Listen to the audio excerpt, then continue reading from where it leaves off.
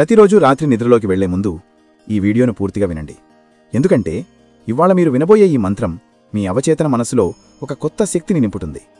మీ కోరికలు, మీ ఆశలు, మీరు నమ్మిన దైవం ఇవన్నీ ఒకే దిశలో నడవడం మొదలవుతుంది.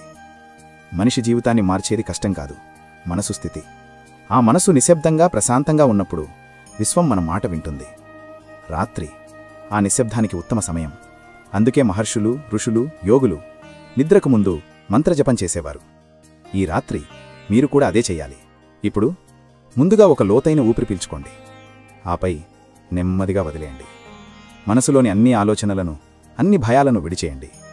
ఇప్పుడు కళ్ళు మూసుకోండి. మీ హృదయంలో కాంతి వెలుగుతున్నట్లు ఊహించుకోండి. ఆ కాంతి మీ మనసును శుభ్రం చేస్తుంది. ఇప్పుడు ఆ కాంతిలో ఈ పవిత్రమైన మంత్రాన్ని మనసారా జపించండి.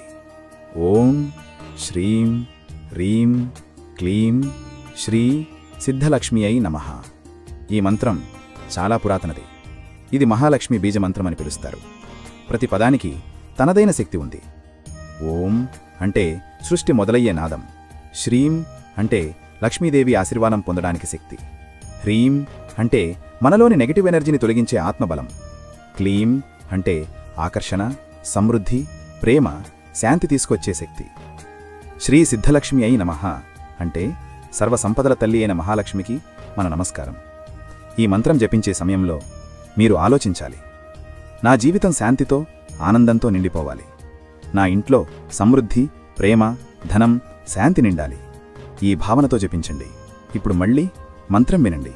మీ మనసులో లోతుగా, నెమ్మదిగా పలకండి. ఓం శ్రీం హ్రీం క్లీం శ్రీ సిద్ధలక్ష్మి అయి నమః.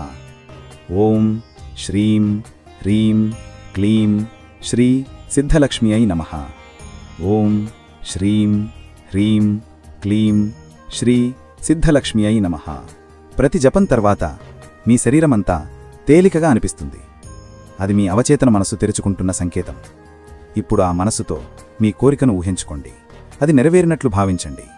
మీ ముఖంలో చిరునవ్వు తెచ్చుకోండి. అదే సృష్టిశక్తిని ఆకర్షించే మొదటి అడుగు.